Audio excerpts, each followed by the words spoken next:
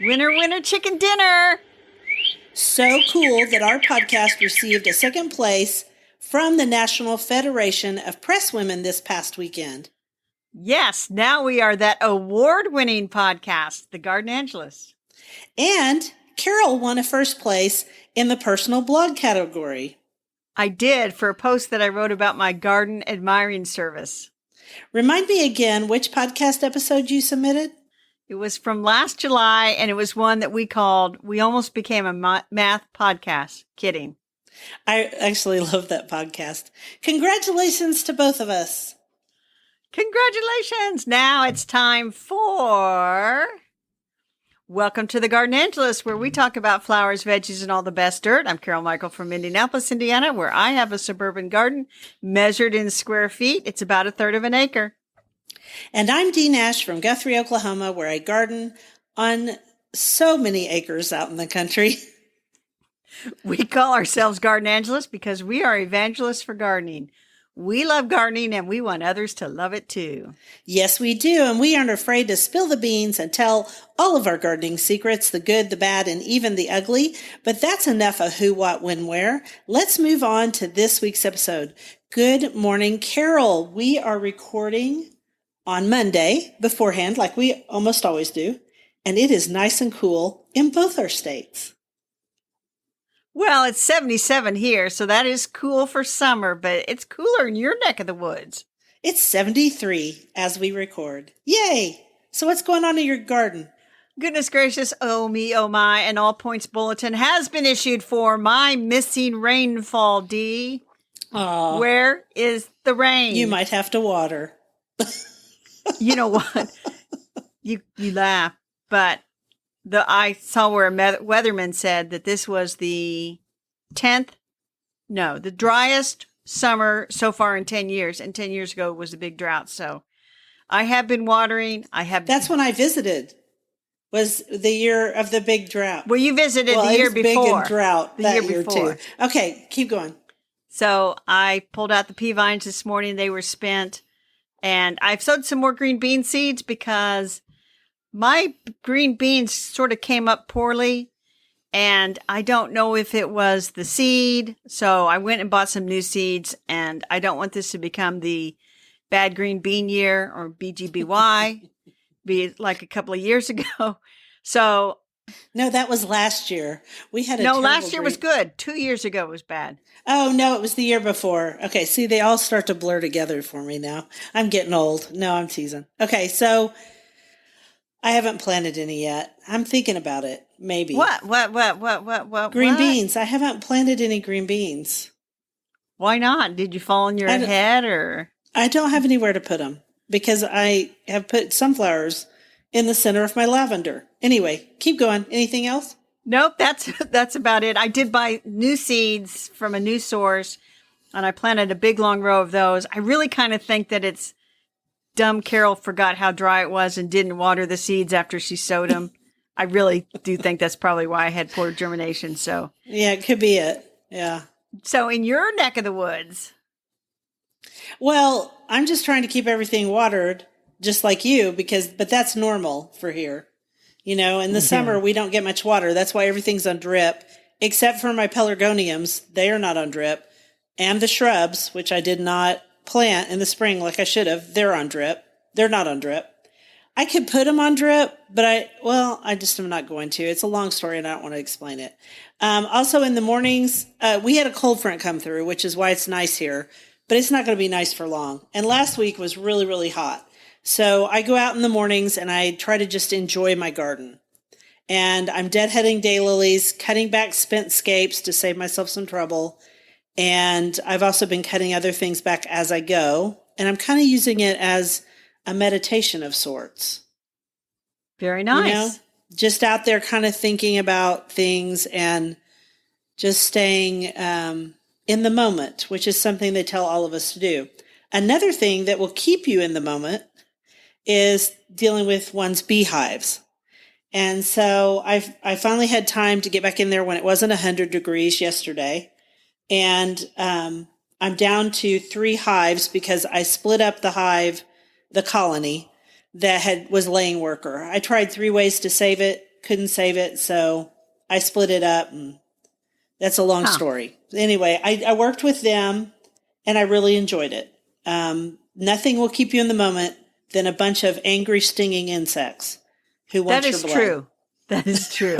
Well, hopefully you were all suited up in your bee suit so that they didn't actually get any blood. That's good. I was, but sometimes you still get stung. But no, yesterday I did not get stung. And here's the good news. I'm going to have honey this year. Yay! I've got 3 supers on the big colony. They won't fill all 3, but one is full. I may pull it off this weekend. I may pull off some of that and go ahead and harvest some of it. And then my carnelian hive, they're also the carnelian I can't say that word. Carnelian colony, which I started as a nuke last year. They're producing honey too. So there you go. That is most excellent. What a sweet story. I see what you did there. I'm going to do the quote now. If you love a flower that lives on a star, it is sweet to look at the sky at night. All the stars are abloom with flowers. And that is Antoine de Saint-Exupéry, who wrote The Little Prince. I think I messed up his last name, even though I wrote how to pronounce it. It's okay. Close enough. Everybody knows Exupéry, I think. But he's the one that wrote The Little Prince, which everybody is a beloved children's book. And there's a reason I picked that quote for us today. We are talking about pentas, also known as Egyptian star flowers. Right. And so they come in purple, pink, white, red, and a couple of varieties have variegated leaves. And they are Pentas lanceolata. And I looked up if I could have a moment of botanical privilege, as they say. Of Did course. they say that? I think so. They're in the Rubiaceae family, which I was not familiar with, but it is the 4th largest plant family, according to Wikipedia. Who knew? And the most famous member of this family is not pentas, but coffee. Well, I do love me some good coffee beans. So I love beans of all kinds, and coffee beans are one of them. So that's interesting.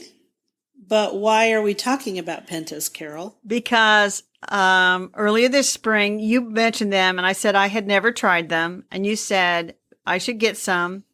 And so I wrote a whole blog post. The Garden Fairies wrote a blog post, which I will link to, that explains how after 63 years, probably, 60 of them gardening, I suddenly grew pentas for the first time. And they are wonderful. And I really, really like them. And I thought, gosh, it only took me like 60 years to figure this out. Yeah, I mean, I suggest them a lot of times if somebody wants something in the front of the border that blooms all summer long, even faster if you deadhead it, but it also self-deadheads. So someplace that you would normally put periwinkles, say. A hot place that needs some color, but here's the difference. Periwinkles do not attract butterflies. Pentas do. And I'm not about, I love a good periwinkle. Don't get me wrong. I think they're beautiful in summer and if you have a full sun spot. But at this point in my life, I'm putting something there that is going to attract butterflies, bees, and hoverflies and other creatures. Yes. I have mine in 2 containers. I had to pull out some angelonias that were the wrong color because I went monochromatic this year on these containers. And this is what they had at the greenhouse. And I probably fell into the trap that many gardeners fall into. It's like they're never really blooming at the greenhouse when you buy them. You buy them as a green plant, at least in my greenhouse. Okay, that's in your world. Here they're blooming. Yeah, in my world. They're blooming. But the thing is, I don't think they look good in a 4-inch pot. I think Not many plants do, Dee. Well, not many do, but I think ones that people are familiar with, like impatiens or begonias, people know what they're going to do, right? Yes. It's hard to know what a penta is going to do, but you could plant, like if you had something die in your container right now, even in Oklahoma or Texas, you could stick a penta in there and it would be happy for the rest of summer. Yes. We should mention it's a tropical plant. So it's hardy to zone 11, I found out. So if you live in zone 11, you can grow it year round as a perennial. The rest of us, it's a lovely annual.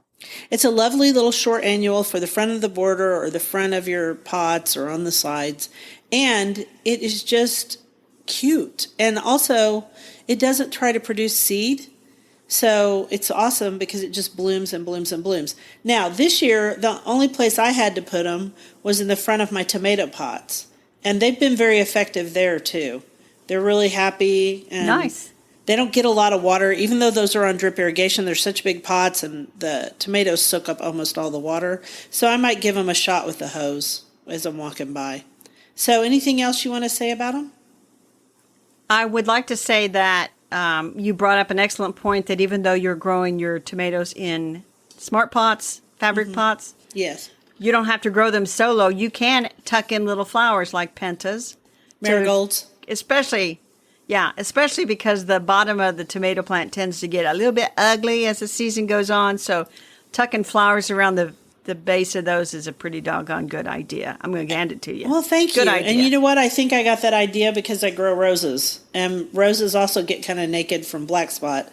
Tomatoes get naked from all the leaf spot diseases. And you need to cut those leaves off, as we've talked about before. And so as you cut those off, they look leggy. And if you put something floral around the bottom, well, it's not so ugly. Exactly. Plus, it attracts pollinators, which anytime you attract pollinators to your garden, it's a good thing. It is a very good thing. So, Dee, do the next quote. An ounce of prevention is worth a pound of cure. Benjamin Franklin. Here he was speaking about fire safety, but it applies to vegetable gardening too. It does. And I would like to say, how come I got a quote with a tongue twister name like Antoine's and you got Benjamin Franklin, which I can say? That's okay. I'm doing a poem later that's really long and hard, so that's the balance. That's the balance. So, vegetable topic, we're going to talk about, speaking of ugly bottoms of tomatoes, imperfection in the vegetable garden. And it is just part of the vegetable garden. It is just part of life. And you know what? If you can get used to imperfection, you're going to be a whole lot happier. And that's one of the things that I try to talk about when I'm talking about insects. So I was thinking about this because you had me watch this documentary, which I think we're going to talk about in another episode, but we can talk about it now or later. I don't care. But we'll talk about it several times, probably. It's called The Pollinators, and it's on Amazon Prime. Loved it. I loved it, too. It made me sad. In fact, it made me cry in one part. But happy tears at the part where I kind of cried. Carol's giving me a look.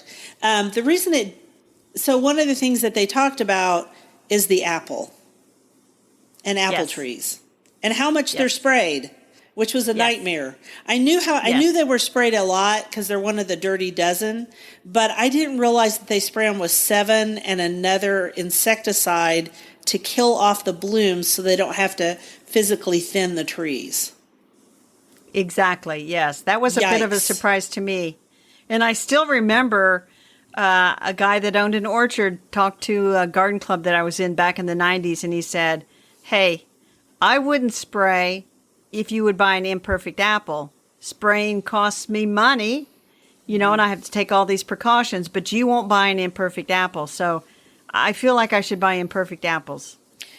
I think we should, and I think being part of a CSA has taught me that some of the produce I get has holes in it, even more than maybe mine does, and that's okay. It doesn't hurt anything, and I go on and eat it. So, because I know myself, and I know how much effort it took for someone to grow this for me, so I actually eat it. Whereas if I bought it at the store, I might not be as inclined to, but that's another day for another topic. So in your garden, don't expect your tomatoes to be pretty.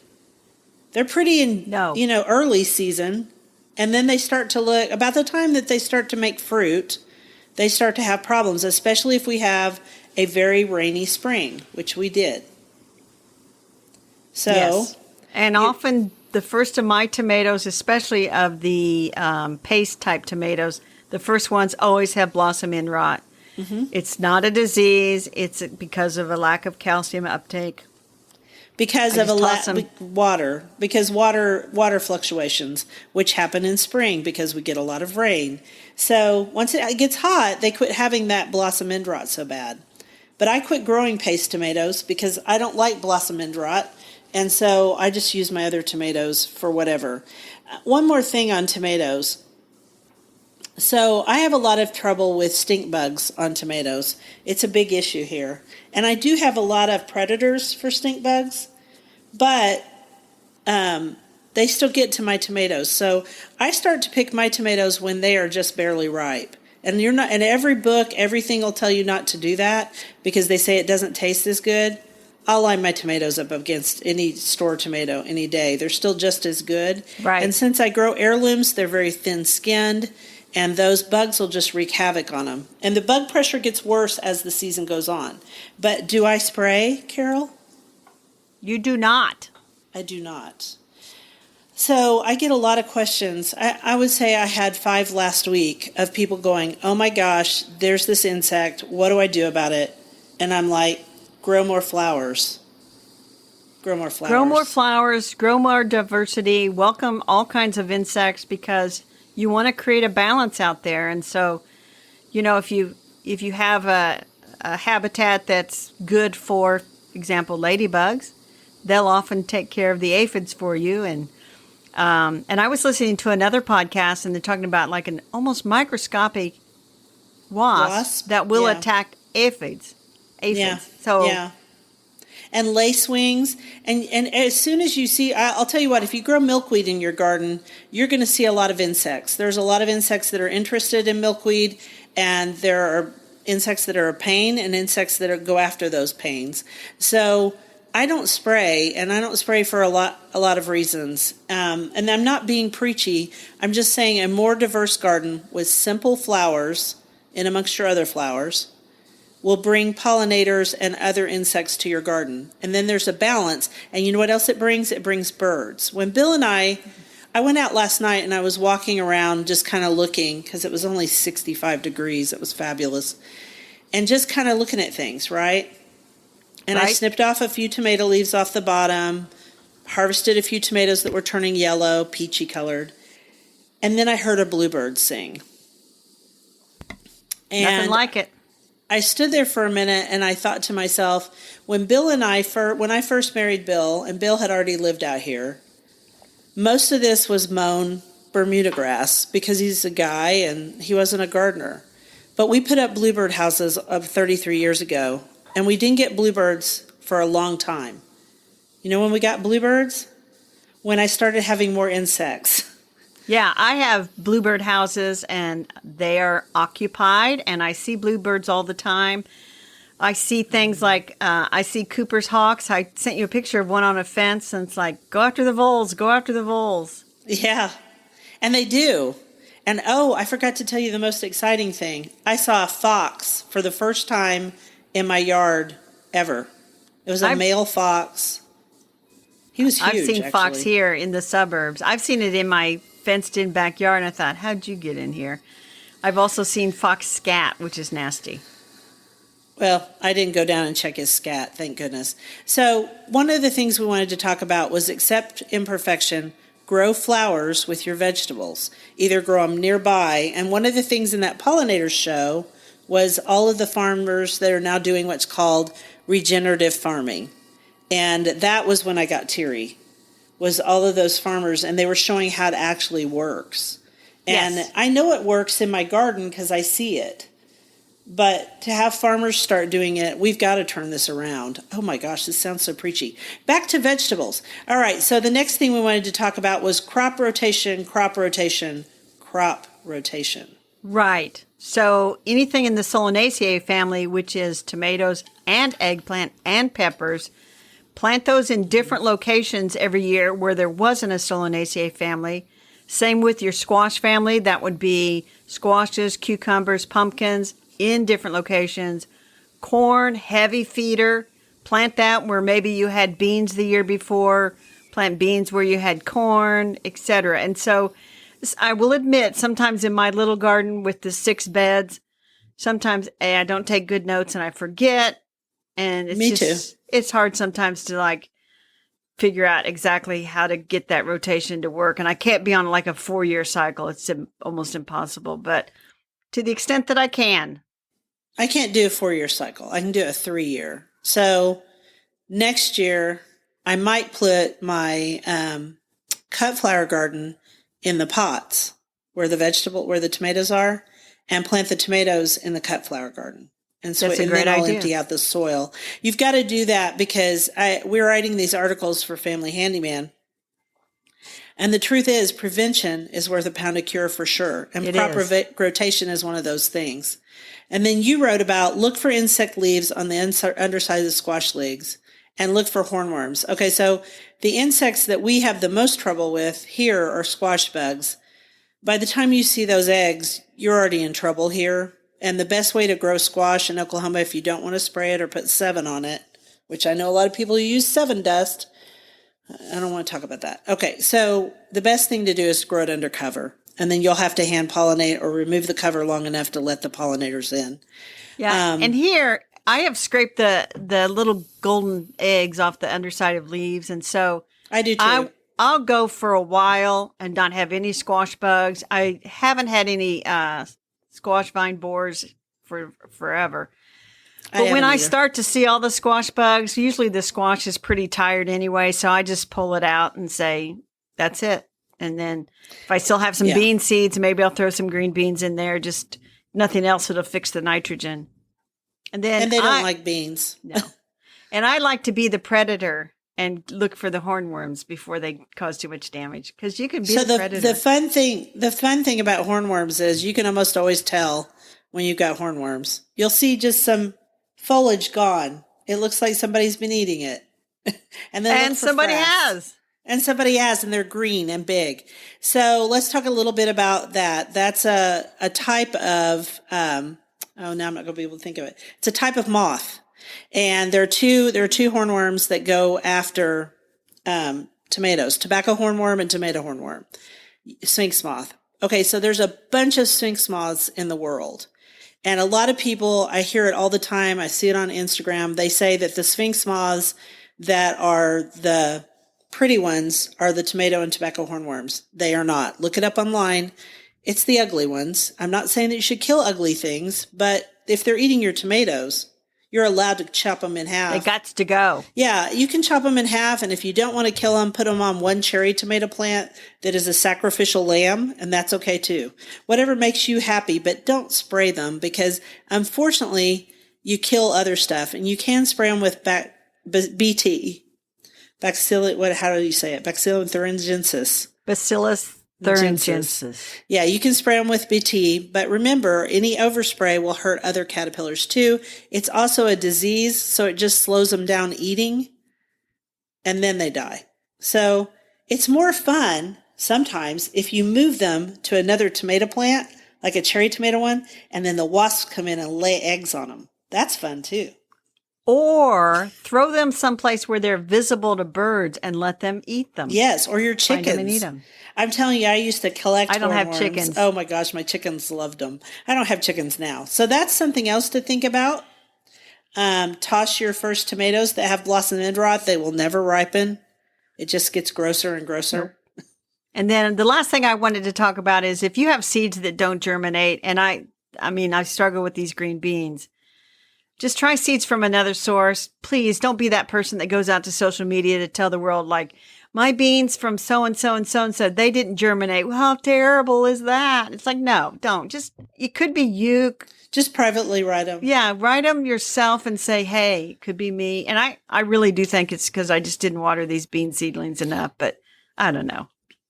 You never know. I mean, some seeds, like tomato seeds, last forever. Other seeds don't last forever. They're a live thing. And that's why buying beans from Rancho Gordo is so good, because they're so fresh. In fact, there've been all of this stuff online of people planting the beans from Rancho Gordo and growing their own, which is really fun too. All right. So I didn't do a quote for On the Bookshelf, Carol. I was just looking and saying, oh my goodness, Dee did not do a quote for On the Bookshelf. I will give you a quote. Oh, good. I'm glad she's going to get us one. When it comes to pruning citrus, you can count on the 3 Ds to get you most of the way there. Citrus is fairly forgiving if you stick to removing branches that are dead, diseased, and disorderly. And I thought, wow, that's really good advice for all kinds of All plants. all plants. The 3 Ds: dead, diseased, or disorderly. And that is from the bookshelf. Wow. The book is Grow Your Own Mini Fruit Garden, Planting and Tending Small Fruit Trees and Berries in Gardens and Containers by our friend Christy Wilhelmy, who is in Los Angeles, California. But this is really a book for any climate. It doesn't matter. And what's really nice about it is not all of us have all the acreage like you have, Dee. So many. Oh, really? Oh, yeah, really. Some of us have small suburban lawns. And so growing mini fruit, you're not going to get that big harvest necessarily to be able to preserve like bushels and bushels of things. But you can grow some of your own fruit and it tastes so good. And so that is what this book is all about. And she covers in the ground planting. She covers containers. She covers everything, apples, cherries, also stuff that I can never grow like olives and pomegranates and most citrus fruit. Though I can grow Meyer lemons. Meyer lemons in containers. If I brought them inside. I grow all mine in containers. All of my citrus is in containers. Yes, you grow, but you take it inside into your greenhouse. I do. Yes. Or you have to bring it inside your house, one of the two. Anyway, this is a very good book. If you are thinking I should be a fruit grower, I recommend you Grow Your Own Mini Fruit Garden. She covers everything: how to plant, how to manage pests and diseases naturally, which is top of our mind. The best sites for different fruit trees, varieties with increased disease resistance. Also very important because some, like apples, they can just be riddled with disease. Pruning for super compaction, not compaction, to keep them super compact. Feeding and watering, and then unique techniques for multiple fruits together in a compact area. So that is the book. I'm going to show you a picture of it, Dee. Grow Your Own Mini Fruit Garden. Yeah, because I didn't get it. So I didn't get it. Go ahead and repeat the name again. I walked over you. That's okay. Grow Your Own Mini Fruit Garden, Planting and Tending Small Fruit Trees and Berries in Gardens and Containers by Christy Wilhelmy. And we'll leave links to that. And this is the book, Dee, to get you going on fruit growing. I'm cool. I wish I had had it 30 years ago. Well, I'm going to loan it to my youngest sister who has this half barrel that her son-in-law gave them. And she's wanting to grow mini fruit tree of some kind in there. And I said, you won't go to the garden center and find these. A lot of times you have to go to specialty nurseries online and places like that. But I'll give her this and say, read this. Stop asking me questions. I kid. So that's our bookshelf. And now we're going to talk about our dirt. And we have 2 pieces of dirt today. I'll talk about the first one and then you can talk about the second one. Okay. We have fallen in love with Piper and Ivy gardening t-shirts. And so I own 3 of them now. I have one, but I'm getting ready to buy another one. So I have Plant Whisperer and I'm wearing Life is Short by the Plants. And then I have one about reading, actually, more than gardening. About a book is a wonderful place to fall into. And it shows a book with all these flowers coming out of it. I have a friend who has one that says it's not hoarding if it's plants. Uh-huh. These are so fun. And then there's one they're just cute. I like the one that says bought any plants lately, but it's botany. Bought any plants lately. I mean, they're clever and they're cute. Yes. And they're great shirts. And they actually wear really well. They do. So if you're going to wear a t-shirt in the garden or like every time the kids come over for dinner, I'm telling you, I would jeans. never wear one of my good Piper and Ivy gardening shirts out there and get it all messed up. These are my good t-shirts. Okay, they're her good t-shirts. Anyway, we just Life wanted to is share. Short by the Plant. That's my go to the garden center shirt. Oh my goodness, retirement has. So Piper and Ivy gardening t-shirts. We don't get anything for telling you guys about them, but we thought they were fun. Now on to frosted elfins. Doesn't that just make you smile? I am so happy to live in a world where there are frosted elfins. I had never heard of them before, but you sent this really cool link to an article about them. Yes, it's a link to Channel 4's news, and it turns out that I didn't know this, and I'm really good. We're really good friends with one of the guys at OG&E, but OG&E has planted all of these pollinator habitats out in their various areas, and this one is in the wild. Let's see, where is it? So it's part of the Oklahoma Frosted Elfin Project. So Oklahoma Gas and Electric plants these wonderful places that have pollinator habitats for various butterflies and insects. And so now someone was driving by and saw that at one of them they had yellow wild indigo, which I actually grow. And they realized that this butterfly was on top of the yellow indigo. Wow. And it's a frosted elfin butterfly. And so they noticed that the caterpillars were on there and they're protected and they're very, very rare. And so we're going to link to that news article. You should go and see what a frosted elfin looks like. Yes, because to live in a world with frosted elfins, I am very delighted. Me too. So you ready for the next quote? It's a poem, and I shall sit back and relax while you read it, because you put it in there. I know, God help me. It's called Being But Men by Dylan Thomas. Being but men, we walked into the trees, afraid, letting our syllables be soft for fear of waking the rooks, for fear of coming noiselessly into a world of wings and cries. If we were children, we might climb, catch the rooks sleeping, and break no twig.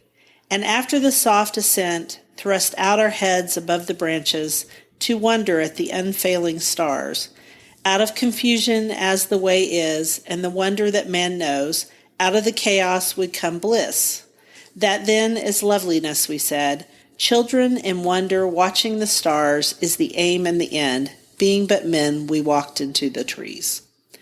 So, the reason I shared that was because my rabbit hole is that I ended up in a rabbit hole about trees and nature poetry, including the dandelion. And it was because of the marginalian. I don't even know how you say that. Marginalian. The marginalian used to be called something else, and it's a deal Brain that you get in pickings. your email. Yes, brain pickings. I guess they decided marginalian sounded better than brain pickings. It's always very, very interesting. And so I ended up reading all this poetry, and there was a whole thing that what got me started was this whole thing on G.K. Chesterton, who's one of the most famous Catholic writers. He started out an atheist and eventually converted, and then he became a very good Catholic apologist, and he wrote the Father Brown Mysteries, among other things. But he also wrote some nature poetry, including some stuff about a dandelion.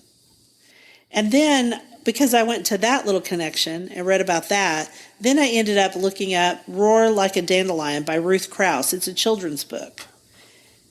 So that was my rabbit hole as I went down into nature poetry, and I just loved the fact that this particular one, which we're going to link to, this particular episode or piece or newsletter, was because Chesterton started out as a pessimist and an atheist, and he eventually became an optimist and a believer. And so I work every day to look on the bright side of things, and it's easy to be negative unless you look at nature. And so it was about a rabbit hole of wonder. That sounds really nice. You sent me down my rabbit hole, Dee. I did? You held up a book. Yes, you held up a book last week about wildflowers for children that was written by an author named Irma Wild. And so I normally don't look up these people until I have the books in hand, but I went looking for Irma Wild, and she is a hard one to find on the internet. Really? And, well, I kind of went down this one path and I thought I'd found her pretty easily. And then something made me think, well, maybe that's not her. But then how many Irma Wilds married to George A. Wild could there possibly be in the world? So maybe I found her. I think you found her. I thought I need to back up and I need to start fresh and then, go down. There's a secret door I haven't discovered yet, no doubt. And I will open it and there will be Irma Wild. Mostly a children's author, but she did write that one book on wildflowers, so she may qualify as the lost lady of garden writing. I don't have a blog post about her. I spent way too much time looking for her, and now I got to repeat and find her again. That was my rabbit hole. But did you buy the book? Because it had violets in it. 2 kinds of violets. No, I didn't buy that book yet. I'm still trying to figure it all out. I bought that book at like an antique store years ago, and it sits on my bookshelf in here. In fact, I can see it. I leaned over so you can see it behind my head. It's over there on that. It's a shelf in my kitchen. It's a great book. Yeah. I'll have to, first of all, I will verify that it isn't on my shelf by accident and that I just don't realize it. Because I do have some books in the other room. And it's like, oh, I forgot I had that. And I will probably, in my wanderings through, she wrote dozens of children's books. And none of the titles come to mind at the moment. But if I were to link to them, I'm sure many of our older listeners might remember some of these. And she did a lot of the illustrations herself, and sometimes her husband illustrated them. Wow. But that's She's enough. Interesting. She is, because she doesn't have... But there's not like a page that says, oh, Irma Wild, famous children's author, here's her history. Nothing like that. I think you've got a book coming. What, Lost Ladies of Garden Writing? Mm-hmm. Something like that. Because Perhaps. I think it's sad that some of these people have been lost, and it shouldn't be that way. Because they've written some great information and beautiful illustrations, and it's just too bad. Nothing keeps you alive forever, does it? Do you want to talk about garden commissions?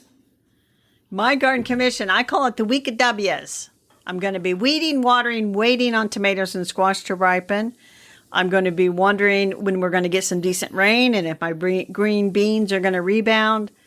And so like a W, the week is sure to have some peaks and valleys. Think about the letter W. And I'll be wandering around, looking at stuff. So that is my garden commission, the week of W. Okay. So you put a lot of thought into your garden commission, and under D it says blank. No.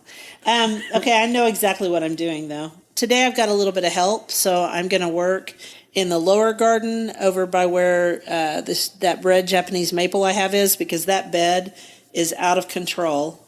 I don't know. You know how you just have one bed that is truly out of control? I went down there and looked at it, and I thought that I don't know what you're talking about, Dee. Everything in my garden is completely under control. I looked at it and I everything thought, in my garden. You look a snaky mess, you do. We got to fix that. So I'm going to go in there today and, trim up a bunch of stuff and fix my deer villa. Good grief. There's a lot of mess in there. For one thing, there's 2 very aggressive asters in that bed, and they have tried to take over, and I got to pull a bunch of them up and all that. So I'm going to garden today, which I'm really excited about. And the first thing I'm going to do as soon as we get off here is go out and deadhead my daylilies while it's still cloudy and nice.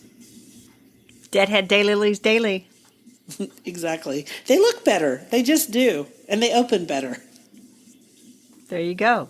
Well, that's it for this week. We want to thank you for listening to The Garden Angelist. I hope you've hit that subscribe button so you don't miss a single episode. We publish every week on Wednesdays at 12 a.m. Eastern Time.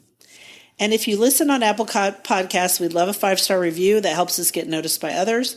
Could you also share our podcast with your gardening friends? Word of mouth is still the best way to get the word out there. And be sure and check out our show notes for links for more information about today's topics, plus links to our own websites. And subscribe to our new Substack newsletter, The Garden Angelist at Substack.com, also linked to in our show notes. And if you want to help support us, use those affiliate links. If you buy something after clicking through on them, we're in a small commission and it costs you nothing. It was lovely to chat with all of you over the Garden Gate today. Bye until next week. I can't read. Goodbye, everybody.